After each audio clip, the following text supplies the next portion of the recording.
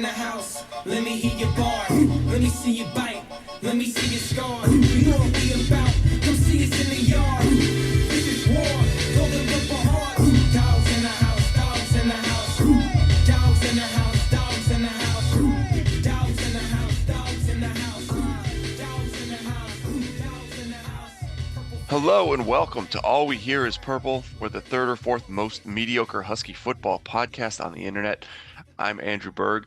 We took a week off after the Iowa game because it was too painful to talk about, but now we're back. We're going to do a recruiting preview. We're going to do an Indiana preview. We're joined today by one of our recruiting experts at UW Dog Pound, Luke Kemper. Luke, how are you doing? Doing good, doing good. And also on the panel today is Mark Schaefer. Mark, welcome. Thank you for having me. I'm doing good. All right. So let's start off. As I said, we're not gonna pretend the Iowa game never happened. We're just not gonna dwell on it. It was miserable, and I don't think anybody wants to relive the experience any more than they have to. We've probably already all relived it in our nightmares already. So let's talk a little bit about where we are with recruiting, both for the 2025 class and looking ahead to 2026. After all, we're coming off a bye. Coaches have been on the road. It's time to think ahead a little bit. So Luke, is there anybody in the 2025 class, players who are already committed, names we might be familiar with, who have seen a big jump or even a big fall in kind of their reputation, their recruiting rankings, so far when they've actually been playing games this fall? I mean, if you want to talk about someone who's been making the jump, I mean, that is far and away our offensive tackle commit from Central Catholic in Portland, Zach Staskowski. I mean, he has had a pretty meteoric rise since his flip from Minnesota to UW. I mean, I think he was maybe high end 3-star, an 88 and 247 Sports' rankings. And a couple of months ago, they bumped him up to a 4-star, which would be a 90 overall in his rankings, which is already pretty impressive to hit there. He wasn't in their top 247 list, but they updated their recruiting rankings for the 2025 class, I believe, last week, and he jumped 152 spots to the 164th overall player in the entire country, which is a huge leap and bound jump that I don't think a lot of people were expecting. We were all very excited when he committed because we saw the potential. I mean, his junior film looked quite good, but apparently his senior in-person play has wowed national analysts even more and felt that he deserved that massive rating jump. Yeah, that is a crazy jump. It makes me a little bit worried about him staying committed because I know the interest in him has also kind of exploded as his reputation has, and he's already flipped from Minnesota to UW. So, is there any concern about Staskowski staying in this class on your end, or do you think he's relatively secure with the Huskies? I think that any time that local schools decide to get involved, no matter how late in the process, you should always monitor the situation. As I mentioned, he's from Portland. So obviously when the University of Oregon offered, I think it may be like a month or two ago or so, it definitely caught his interest. I mean, it's only natural for the school that's not only local, but it's his mom's alma mater, it's his grandfather's alma mater, and his sister is currently enrolled. I mean, Oregon is probably quite involved with his life, regardless if he's going to go there for football or not. And football in the Pacific Northwest isn't like SEC country or Texas, where there's football camps all over the place. A lot of them are sponsored or kind of go through the public universities that are around the area. So even if he isn't taking unofficial visits onto the campus all the time, he's probably doing camps and whatnot that are Oregon affiliated. So there's definitely that familiarity there. And he was there on campus for the Ohio State game. So obviously you don't love to see your commits at another school for especially arguably the biggest game of the entire year that they are hosting. So definitely something to keep an eye on there. If he takes an official visit there, maybe you hit the panic button. Georgia has also caught his attention. Anytime a school like Georgia going to come involved, you want to be a little hesitant to say, "Oh, Yeah. yeah, stay on your side over there. We'll take the West Coast kids up here, please." He actually has not taken his official visit to the University of Washington either. He's taken a couple of unofficial visits. So we'll see if he decides to take one or not. There's obviously only 2 home games left. One of them's on a Friday for UCLA, so that seems pretty unlikely. So if he's going to take an official, either be probably in December after the season or for the USC game. I'm interested in Staskowski both for how much he has moved in the rankings and going from being kind of a middle of the pack commit to being one of the top guys in this class by the ratings. Um, Mark, I'm curious what you think. Like, do you think somebody like that could make an impact right away? Usually you think of offensive linemen being a year or two away in the weight room and in the building their body up for Big Ten play, but we've also heard both Coach Fish and Brendan Carroll talk about wanting to get players on the field quickly, even offensive linemen. Do you think this is somebody who could make an impact at a position where, frankly, we need somebody to make an impact? I think anytime you have somebody like that who starts as maybe middle of the pack and then starts rising and then starts getting offers from Oregon and Georgia, which I mean, minor tangent, why Georgia? So that might be an indicator of, oh man, they see what this guy's about. This guy's gonna be good. So I would think that his floor would be high, but one would hope that his potential would be so that this guy is going to be like an All-American should be a ceiling. You know what I mean? Yeah, hopefully. And I mean, maybe that's part of the recruiting pitch too, that there are opportunities to see the field earlier in Seattle than there would be in Athens or Eugene, where there's a little bit more depth on the offensive line. Speaking of potential flips, Luke, are there any other names to keep an eye on in this class where the coaches really need to kind of do their work to keep the players in the class? Yeah, I have 2 players in mind in particular. One is probably at the forefront, and it's our defensive line commit out of Birmingham, Alabama, Caleb Smith. He's already taken trips to Michigan and an official visit recently to Memphis. So it's kind of unusual that you would take an official visit in the middle of the season if you aren't serious about it. And while it doesn't seem like a big deal that it's Memphis, oh, it's not on the same level as the Power Four. Keep in mind the game that he chose to visit Memphis on his official visit, he was supposed to be at UW for the Michigan game. So that's why I think it's a bigger deal than just taking an official visit to a school. So that he is definitely on the forefront of my mind.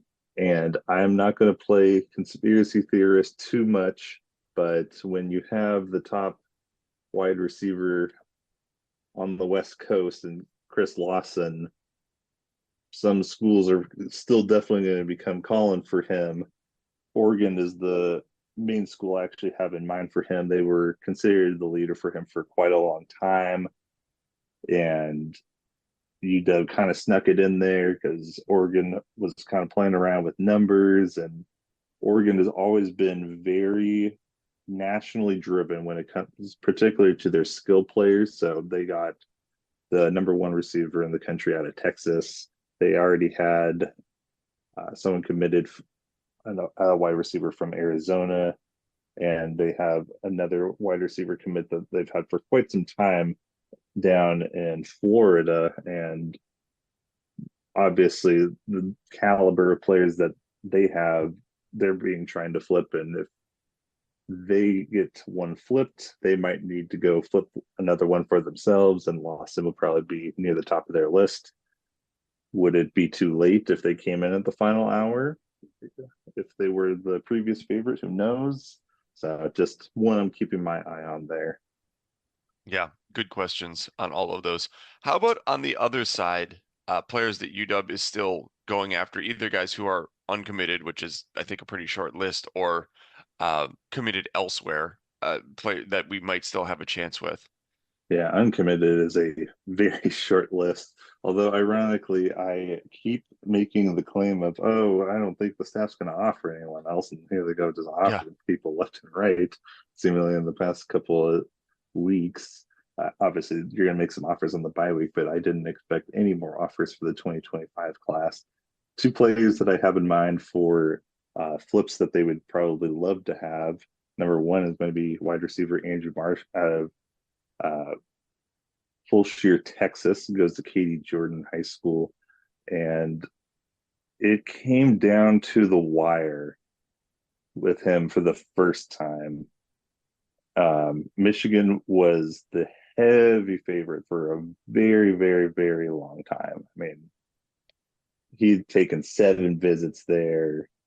It seemed like a complete lock that he was going to choose Michigan. And then all of a sudden, on his announcement day, all these rumors kept swirling around him going to be picking UW instead. He ended up picking Michigan, but the fact that not just internet trolls were making this, like the top national writers were saying there's a lot of smoke to UW right now, and they might have snuck in and got it done. We're really surfacing. And yeah, it was very close, but I think we all know that Michigan's offense is not exactly wide receiver friendly right now.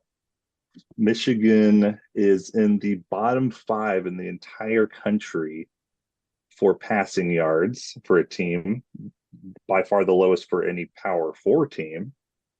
And they only have one wide receiver with over 100 yards. Their leading receiver is their stud of a tight end, Colson Loveland. But I think I looked it up, and their highest ranked wide receiver for total yards is about 300 something in the entire country. Not exactly the offense you want to be if you're an alpha receiver like Andrew Marsh. Yeah, no kidding. That's absolutely true. Hey, Mark, have you had a chance to see any of Marsh's tape? He's a very exciting player. Like we talk about guys who can open up the offense. He is very thrilling. So, yeah, when you have a guy like that, like a number one alpha wide receiver, you want to get him the ball. And at Michigan, they're not going to get him the ball. Like, you're just going to be like, all right, dude, you go in there and block for our running Yeah. backs. And Yeah, I mean, it is interesting. I mean, you want the best talent on your team, but at least from what I've seen, like you have a guy like Marsh on your high school team, he's not there to block. Like and yeah, he's not really built like a blocker either. It's interesting that they wouldn't just like kind of go after receivers who fit their offensive profile a little bit more. I Let's mean, talk a little. yeah. Oh, Oh, one more additional fun fact about Andrew Marsh. Do you happen to know who his next door neighbor is down in Fulshire, Texas? who? It No is idea. Red. It is Reggie Williams. Oh, cool. Interesting. I wonder if he's put in a few, brought over some brownies or some chocolate chip cookies with W's painted on top of them. I mean, I can't, I I'm hope that's how sure. Reggie Williams is spending his time now. I think Reggie's probably a little too busy to be doing that, but I mean, I'm sure that any time that Maybe. they're crossing paths, getting mail or something, I'm sure he's throwing them a dub or something. Yeah, even that's good enough. Um, let's talk a little bit about the 26 class too. As you mentioned a minute ago, a lot of the coaches have kind of shifted in focus from players who will be signing in the next couple months to how are we going to build out the class for next year? It's a couple commits already, but I'm particularly interested in the quarterback room for the 2026 class. It's been drying up quickly for potential commits on the West Coast. Where does that stand now, and how are you feeling about UW's ability to get a really good quarterback committed in this class? It's interesting. I always feel like the quarterback dominoes are the first to fall for most recruiting classes year over year. But every year it seems to happen even faster and faster, that accelerated rate. It not Mm, only puts a lot of pressure on the coaches and their evaluation ability to identify them young, but also it puts a lot of pressure on the quarterback recruits themselves to stand out at a young age and make sure that they're getting seen, getting recruited. Because if you're only getting noticed by your junior season, it could very well be too late if you're trying to go to a Yeah. top end university. Yeah, it was a little disappointing that they weren't able to get their top guy, which was Brady Smeagol out of Newbury Park, California. It's someone that Fish has known for quite a long time and was his first offer, I think, in his freshman year of high school. And he's committed to Florida State. You got to wonder if maybe he might consider looking elsewhere, given their poor performance and their poor season as a whole. I'm not saying that Norvell's going to get fired because they gave him a ton of money. So I Yeah, I think can't it's see an it. $88 million buyout now. So Are you serious? I think that's right. Yeah. Yeah, Wow. after the retiring of Saban and them being fearful that he would go to Alabama, they gave him a big fat extension. So Yeah, it's outrageous. I mean, it's a very tough situation. We don't have to dwell on Florida State's coaching situation, but it seems like something just broke psychologically when they missed the college football playoff and then they lost their bowl game by 60 points and then just everything has gone horribly since then. yeah, I mean, I don't, I wouldn't, hey, if I was in the same situation, I don't fault them for how they handled his contract extension. You go 13 Yeah, and 0. Yeah, I'm going to probably extend you a couple of years, for keep you sure. locked I in. think he's a good coach. I I think don't he is too. yeah. Anyway, back onto UW's quarterback recruiting. Yes, yes. What comes next? Shifting back on gear. Yes, unfortunately, they missed on their most recent target as well. Helman Kasuga committed to Texas A&M. That shouldn't have come as a surprise for anyone who was following recruiting, but unfortunately, it's just another four-star off the board on the West Coast. And fortunately, one Good. came back on the board recently. Someone I'm actually a big fan of is his name is Oscar Rios out of Downey High School, and he is the best way I can honestly describe him is just a taller Demond, and because he is not a run first quarterback in the athleticism department that Demond is, but man, he just makes it look so easy too. But he also just has a rifle for an arm, even on the run. He's 6'3", 175 pounds. So he's going to fill out a little bit more, fill out that taller frame. But he decommitted from Purdue after they had fired their offensive coordinator. So if he's willing to play in the Big Ten, I know a school a little closer than Purdue to go play quarterback at. Just saying. But someone I've been also really high on for a long time is Luke Fahey out of Mission Viejo, California. I honestly don't know how other schools aren't jumping at the bit for him. He might be a little undersized. That might be his only knock at 6 foot 185. But my God, he's got a howitzer for an arm. I'm talking Jacob Eason out of high school level of arm. He throws 55 plus in the air. I mean, that kind of arm talent is not common, period. Do we have a realistic shot with are you hearing anything on either of those guys? I know we're interested in both, but I don't know how close we are to bringing them on campus or getting a Sure. commitment from either one. Yeah, unfortunately, Fahey is probably far less likely. He is probably headed more towards the SEC. Ole Miss is definitely a school that's made a lot of noise for him, and he's already visited this season. Auburn is also another one I've heard is getting a lot of positive traction for him. He hasn't been on campus, is obviously the big negative factor for trying to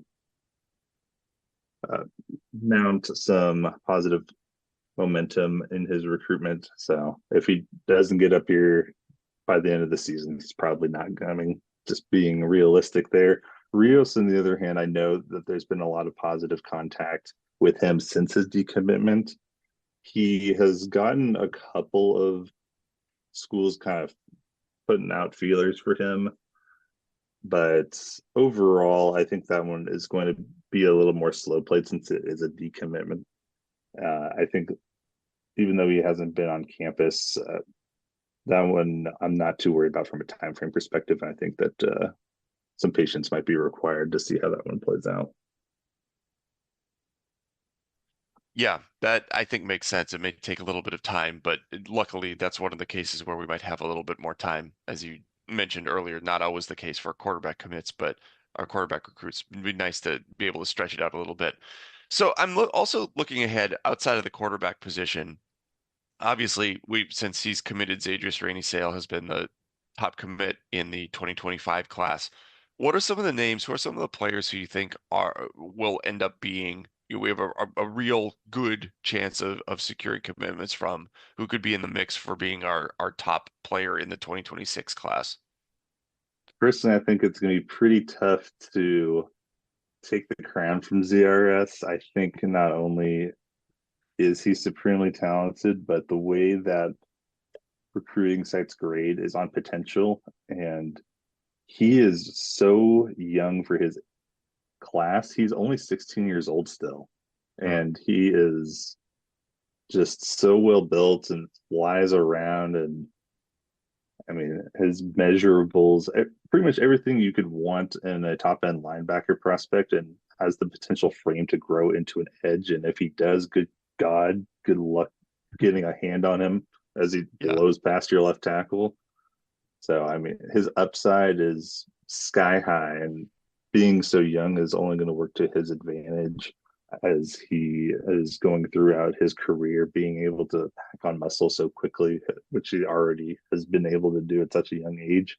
So, and I have him probably earmarked to start linebacker next year. I think that he has a very good shot to make an instant impact. I think Staskowski has a very good chance as well to contend for that top spot as well from a rankings perspective. He already made that big jump.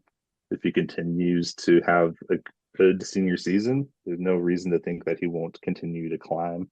If we're able to flip Marsh, I think he would be the crown jewel of the class. He's ranked 73rd in the country.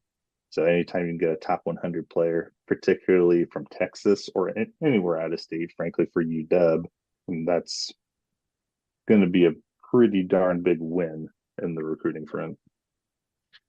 And give me just a very quick prediction of for the next recruiting class in 2026. Who do you think will end up being the top rated player, or two or three guys who might have a chance to be in that mix? For UW's class, oh man, it's so early Yeah. for 2026. I mean, that's like saying name some of our commits, which is already going to be, I think, a tough sell for me to even name a couple. But I mean, the number one guy that Aaron and I put together on our board for a reason is Derek Coleman Brusa at a Kennedy Catholic edge prospect, top 150 player in the country. I mean, he is just stellar as edge players really get. People want to talk about, oh, is he like Savell Smalls? I'd say he's a little bit more like Jaden Wayne.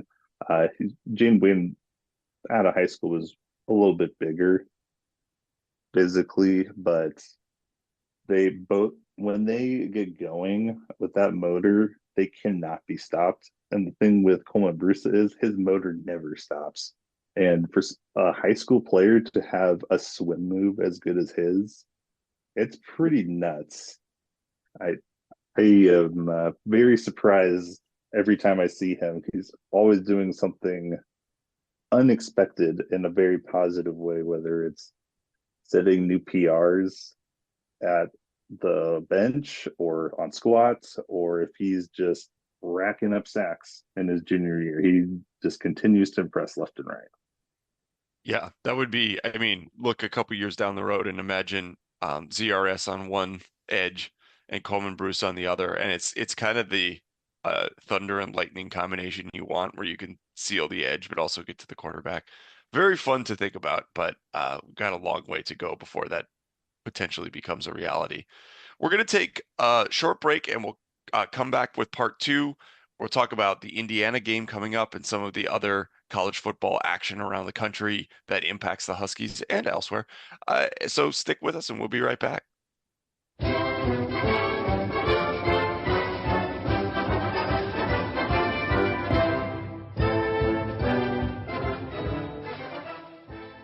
Thanks for sticking with us.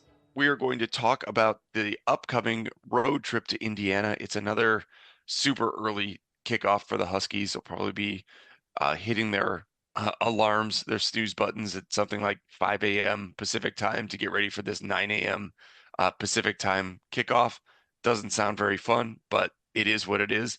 So, Mark, let's talk a little bit about this Indiana offense, which has been their calling card so far this year. Curtis Rourke has been their quarterback who's made everything go. He's out with a thumb injury. Taven Jackson is the backup. He was a four-star recruit, went to Tennessee, transferred to Indiana. He hasn't played much, even in high school. His reputation was he played from a very run-heavy offense, so it's nobody really knows much about him as a passer. The little bit of evidence on tape so far has been good, but very inconclusive. So, what should we be looking for this week with Jackson in at quarterback and the rest of this really, really good Indiana offense? So I actually talked to Crimson Quarry, SB Nation's Indiana site, and they've kind of thrived off of that RPO game, and I've seen that in Jackson's numbers during the Nebraska game, which were very efficient. Let me pull this up real quick here. Yeah, he was 7 of 8 for 91 yards and 2 touchdowns. So it seemed like he didn't miss a beat. And normally when you plug in a backup quarterback like that, he takes a little bit of time to get warmed up and get going. But that wasn't the case here. And I think that is due to their scheme, which benefits him a little bit, and their roster composition, which kind of prioritizes a running back by committee.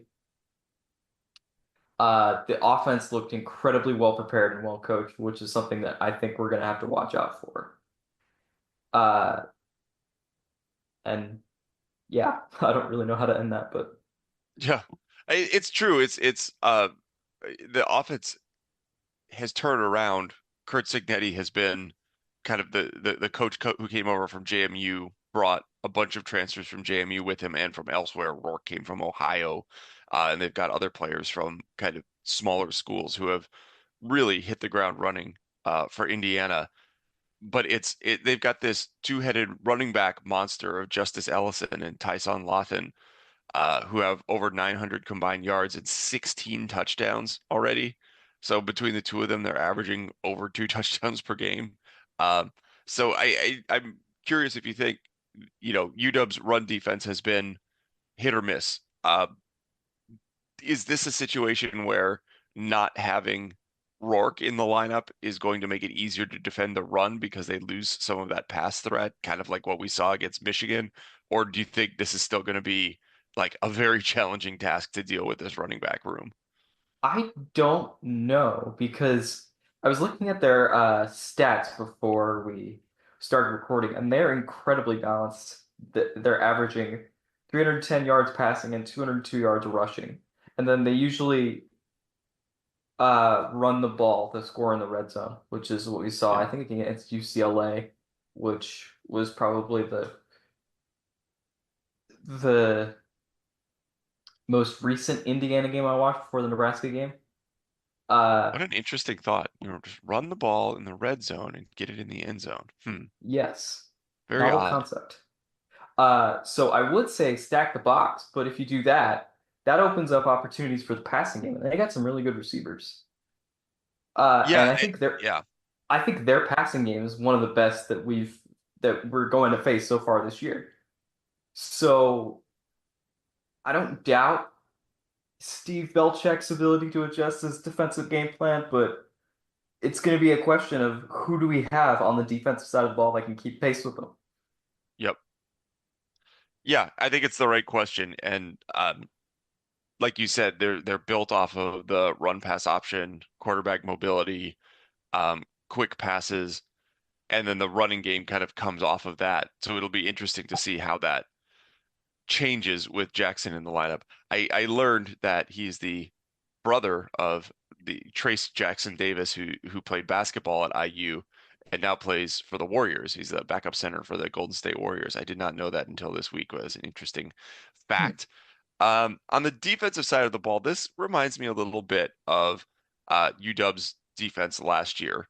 Well, the whole package does. You've got an absolutely electric offense and a defense that is okay, kind of has a tendency to make some games a little bit closer than they ought to be, like the Purdue game where they went to overtime and won by a point, even though Purdue is quite bad. They gave up 49 points to Purdue the week before Purdue scored 0 points against Oregon at home. So I don't know if this is something that UW is going to be able to just kind of pile up points and this turns into a shootout. But Luke, from what you've seen of this Indiana team, what are you going to be looking for out of the UW offense? Or is it just kind of like, we know what our offense's strengths and weaknesses are. It's going to be the same no matter who we play.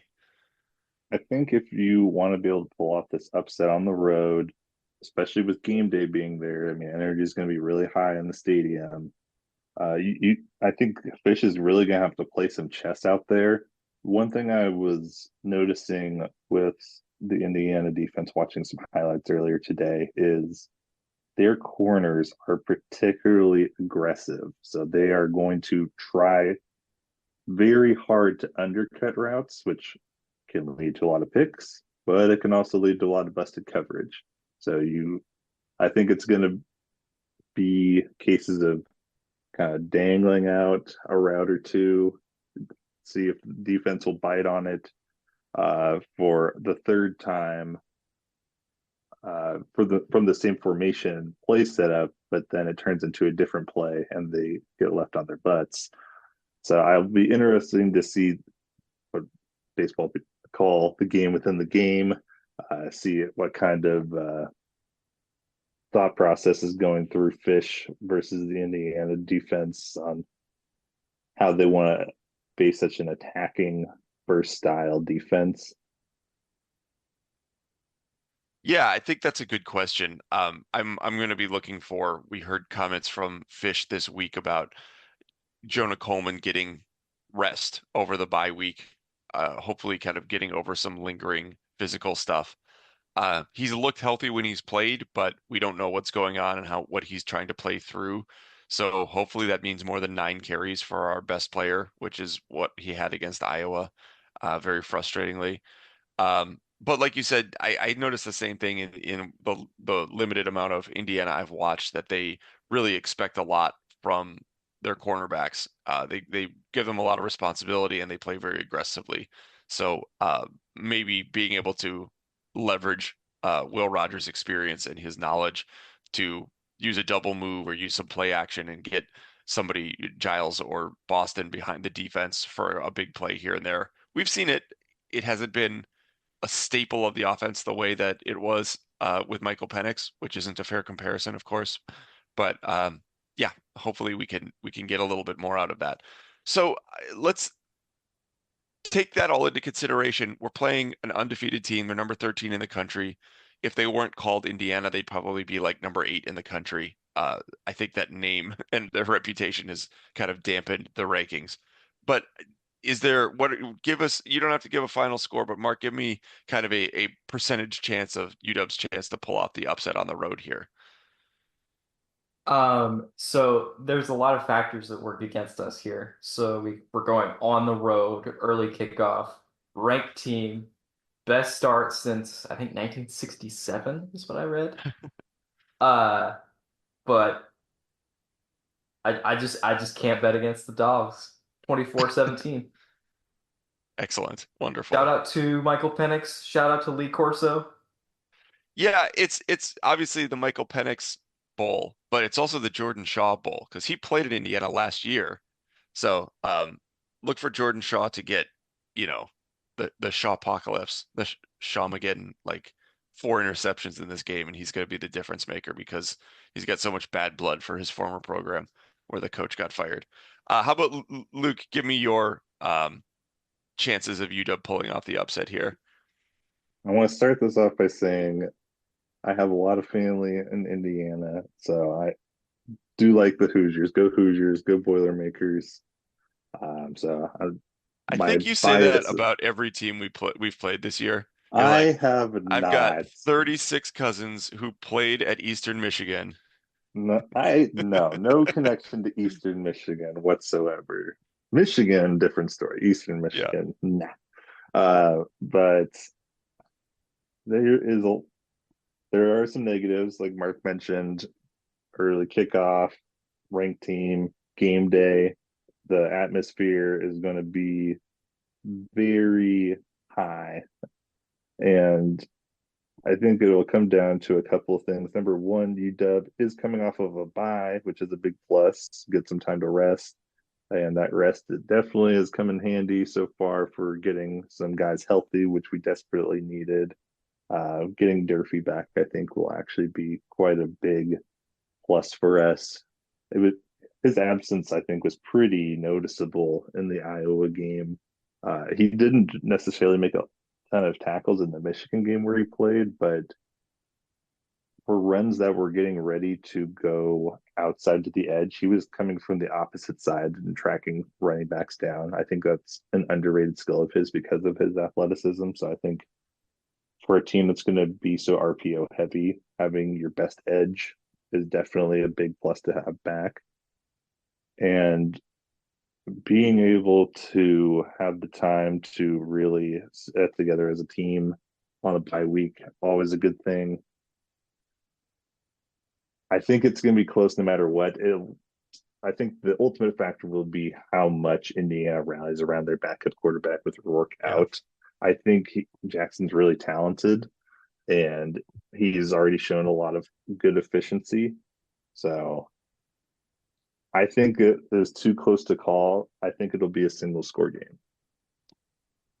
Yeah, I am very close to that line of analysis. I think I would have a hard time picking UW on the road against a team that has probably played like a top 10 team all year.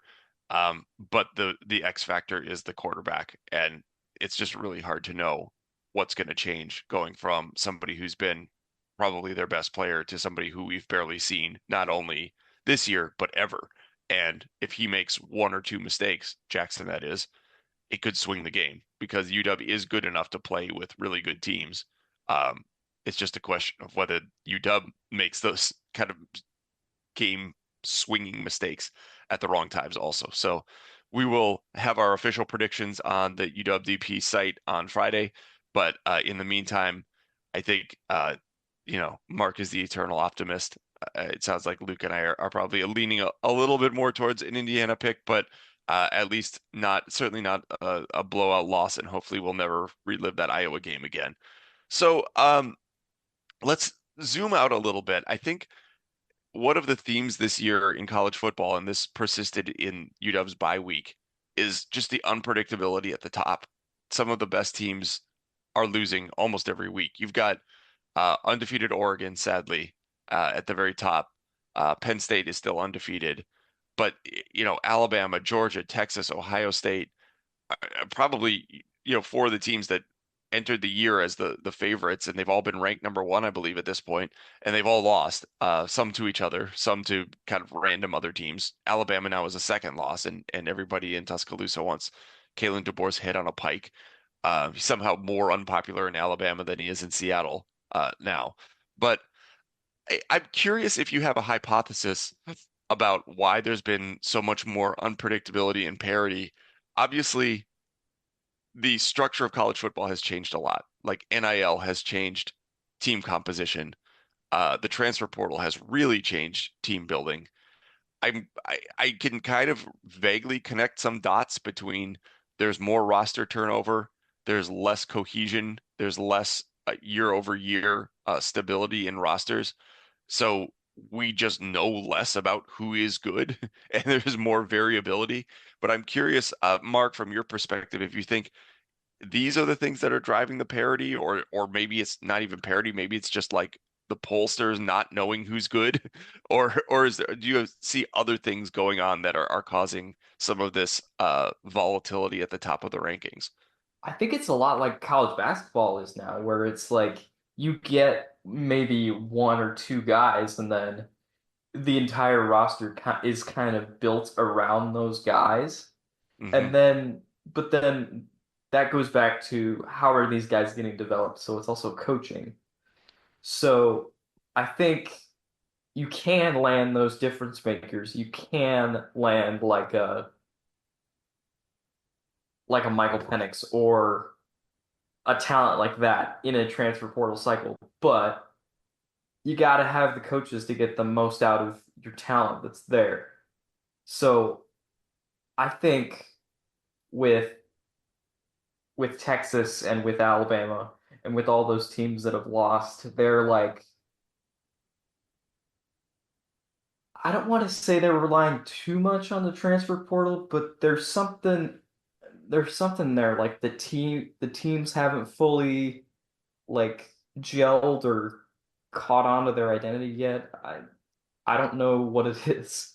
Yeah, yeah. Sound a Worked for little like Miami Dabo this Swinney. year. Yeah, that's the thing. It's like in some cases, well, Miami also hasn't had the same schedule, and they just barely escaped a couple teams that are not really on the level of, like, if they had played away to Tennessee, I don't know if they'd still be undefeated, but it has worked. You're right. They've won the games that are in front of them. Um, it is odd and confusing, and this is But even applied.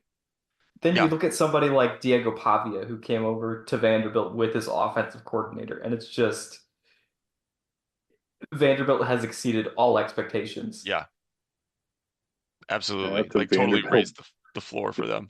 What was it? I think before they upset Alabama, they were 0-60 all time against top 10 teams. Sounds right. It is kind of funny. I mean, I know James Franklin had a year or two at Vanderbilt that were like not horrible, and that got him a marquee job. But Yeah. other than that, it's kind of like they're not one of those teams like Duke or Northwestern where there's these little pockets historically where it's like, oh, remember Darnell Autry? Like, no, no, they're just all bad. It's just all bad. Um, Nate Bargatze is a big Vanderbilt football fan, the comedian. He does bits about being a Vanderbilt fan, and they're very Oh, funny and he's kind of a sad. funny guy. Like, I Yeah, he's a love great, him. he's awesome. Um, even the Big Ten itself hasn't been immune to these kind of weird zigzags. You've got USC, who's lost 3 out of 4, like just lost to Maryland Lost on the three in a road. row, I thought. Yeah. 3 in a row. Sorry, 4 out of 5. 3 in a row. 4 out of 5. Yeah. Iowa just lost to Michigan State after stomping UW, which is God, weird. it's Uh, embarrassing. yeah. The what could have been Jonathan Smith game. I mean, you've got Oregon, Penn State, Indiana at the top. Even Penn State has had some games where you're like, Penn this State should is have been easier. always just so questionable to me, and they hang so much on Drew Lar, and he runs hot and cold. Yep. So if he They're runs perpetually cold, third in the Big Ten. Yeah. It's kind of funny honestly, that now like Michigan has face planted and it's like, oh, Penn State's the second best team, and then Indiana comes surging in to be the second best team instead. But we'll see. I mean, that battle between Penn State and Indiana, if Indiana stays good without Rourke in the lineup, will be interesting. But I'm curious from both of you. Give me quickly who you think. Is there another team that you trust? Like who do you think is the fourth best team in the Big Ten? It's like all of the other contenders have kind of gone wildly up and down. And we've seen some really bad results from all of them. Is it Illinois? It's probably not Nebraska right now, is it? mm, What do you think? I would say the safest bet for me is probably Illinois, but then Hmm. even then I don't feel very confident because it's Illinois football. You know what I mean? Yeah, Bert Ball, Brett Bielema. yeah, Um, I gotta agree about Illinois. I mean, one thing I know about Illinois teams, they are always tough. I mean, they are gritty. They play tough football every year, and it shows on the field. They play pretty punishing defense. I mean, Seahawks Witherspoon came out of Illinois, and that guy was a monster in college. And they Yeah, have the most Big Ten quarterback name of all time, Luke yeah, Altmaier. yeah. Who's actually pretty good. Like this Yeah. isn't like a crushing killer team. I think Wisconsin's got an argument to be there too. I think they had a little blip when Tyler Van Dyke got hurt because they built the team around him as the transfer quarterback, but they've kind of regrouped and they've won 3 straight games by 20 plus points. Um, it'll be an interesting one. I think they host Penn State this week. So that'll be a chance for them to prove that they're actually quite improved. We'll see. Okay, so let's wrap up there, but get into our recommendations and plugs. Mark, I think you're going to go first with a recommendation, music recommendation this week. I was. The Rock and Roll Hall of Fame induction was this past Saturday, and it was a triumphant moment for one Peter Frampton, who finally got inducted. I don't know why he wasn't in. Uh, so I'm going to recommend that you guys go listen to Frampton Comes Alive. It's because he was Listen to he the was never inducted because he was betting on concerts. It's the Pete Rose situation. Yeah, yeah. it's sad. But I've seen him live twice. He's a great live performer, and yeah, just go listen to that album if you like 70s rock. This is one of my I have a Peter Frampton anecdote that this is for a very long time. Anytime I've been in a bar that has the endless jukebox, like the jukeboxes where you can just look up the names of a song to Oh, put in like $4 and play "Do You Feel Like We Do" on repeat, because it's like a 17-minute long song. And even just by the second time that starts off with that, da na na na na na na, everybody in the bar will be like, "Are you kidding?" it's like Like I this have to song is listen like to this. 13 minutes. Yeah, I'm gonna be listening to this for an hour straight. Uh, That's awesome. Luke, you have anything you want to recommend? Sure, I'll throw something out there. If you are a fan of animation like I am, particularly more adult styled animation, I recommend a show called The Great North. You may have heard of it. It's by the same people who make Bob's Burgers. And the premise is just surrounds the life of a family in Alaska. Very dry, deadpan humor. Great cast of voice actors. Nick Offerman, who plays Ron Swanson Mm. in Parks and Rec, is the dad. And there's a lot of other really good voice actors like Will Forte, Jenny Slate, among others. I But love yeah, Jenny Slate. yeah, Great. it's That's. I mean, you got Ron Swanson and MacGruber and Jenny Slate on Nick Kroll's sketch show was absolutely hilarious. She's got like good stand up of her own. She's great. yeah, Yeah. Jenny Slate is very underrated. Um. So yeah, I was gonna say something else, but Mark inspired me with the Rock and Roll Hall of Fame nugget because I noticed that Tribe Called Quest was also inducted this weekend, and I spent a lot of time over the last week traveling, and I put on Low End Theory and listened to that front to back on an airplane. So that's another good one. So after you do Frampton Comes Alive, switch over to Low End Theory, and you've got your whole 2024 Rock and Roll Hall of Fame class covered in a good way. I think that's going to be it for us this week. Thanks for listening. Huskies, tough game coming up against Indiana, but hopefully we'll be back next week to talk about a win, and hopefully we'll have time to discuss it with Cody Pickett. In the meantime, thank you all for listening, and go Dogs. Go Dogs. Go Dogs.